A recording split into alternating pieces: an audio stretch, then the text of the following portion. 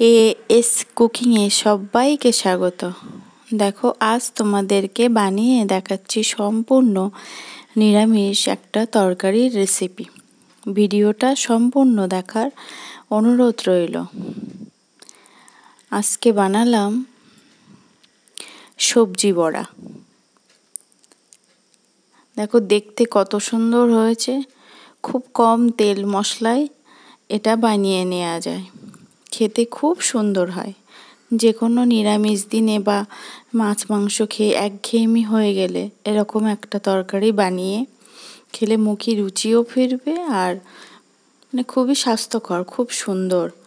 তার জন্য নিলাম আমি কিছুটা পটল, দুভাগ করে কেটে নিয়েছি একটু খোসা রেখে, আর একটা ঝিঙেকে একটু খোসা রেখে কেটে নিয়েছি। এইদিকে ডাল ভিজিয়ে দিয়েছিলাম 5-6 ঘন্টা, মসুর ডাল আর মুগ ডাল দিয়ে। এটাকে লঙ্কা দিয়ে আমি একটু পেস্ট বানিয়ে নিলাম, একেবারে মিহি না, একটু রেখে। তো পরিমাণ মতো লবণ আর হলুদ দিয়ে ভালো করে মিশিয়ে নেব।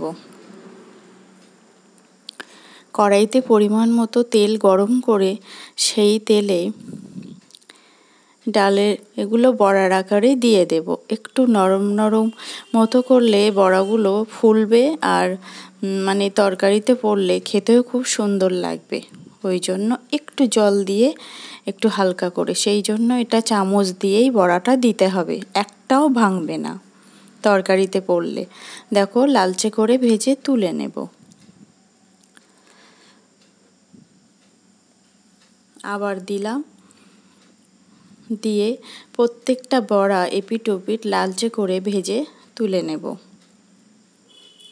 ভিডিওটা ভালো লাগলে অবশ্যই লাইক, শেয়ার, কমেন্ট করে জানিও কেমন হলো। বাড়িতে বানিয়ে দেখো।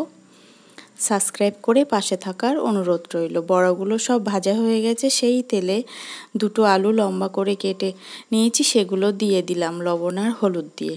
ঢেকে ঢেকে একটু লালচে করে ভেজে তুলে নেব। সেই তেলে সেই পটল লবণ হলুদ মাখানো ছিল, সেগুলো ঢেকে ভেজে তুলে নেব।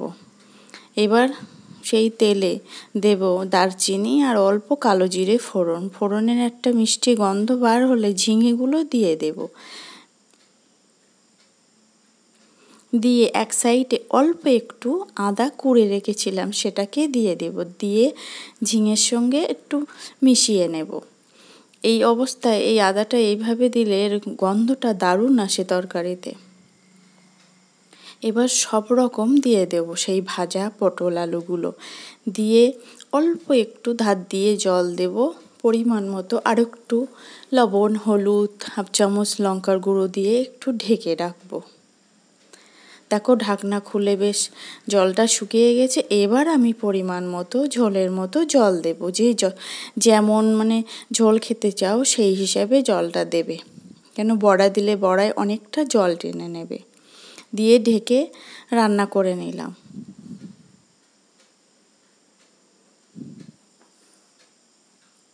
দেখো, আলুটা পুরোপুরি সিদ্ধ হয়ে গেছে।